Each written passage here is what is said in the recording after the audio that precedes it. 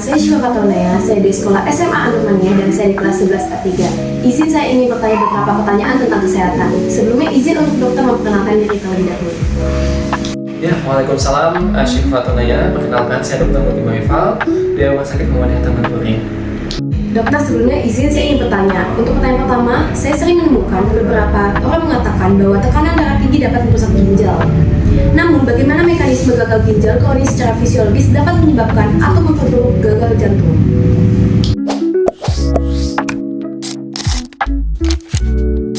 Ya, jadi pada gagal ginjal kronis atau kita sebut GGK, ginjal tidak mampu membuang cairan dan garam secara optimal. Akibatnya, yang pertama, cairan menumpuk dalam tubuh. Kemudian yang kedua, tekanan darah akan meningkat. Dan yang ketiga, otomatis jantung harus bekerja lebih keras untuk memompa darah. Karena kerja jantung menjadi lebih berat dan tekanan dalam pembuluh darah meningkat, lama-kelamaan hal ini dapat memperburuk fungsi jantung dan memicu gagal jantung, terutama pada orang yang sebelumnya sudah memiliki penyakit jantung. Untuk pertanyaan kedua, jika seseorang dengan gagal ginjal kronis mulai mengalami sesak napas, bengkak di kaki, dan mudah lelah, bagaimana dokter dapat membedakan apakah gejala ini lebih disebabkan oleh kelebihan cairan akibat gagal ginjal kronis atau memang sudah terjadi perburukan gagal jantung?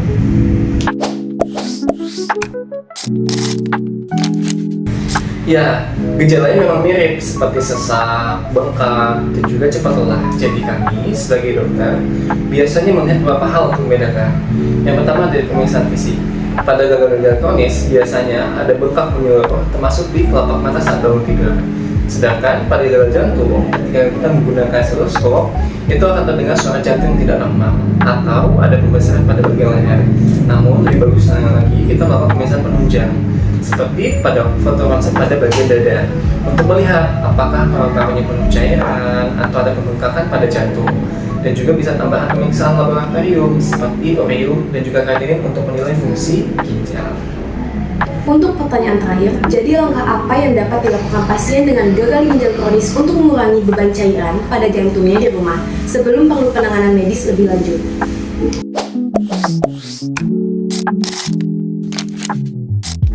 Ya, jadi ada beberapa hal yang dapat kita lakukan untuk mengurangi beban cairan pada jantung. Yang pertama, kita mengurangi makanan asin atau kurangi garam seperti mie instan, keripik, makanan olahan, dan lain-lainnya. Kenapa?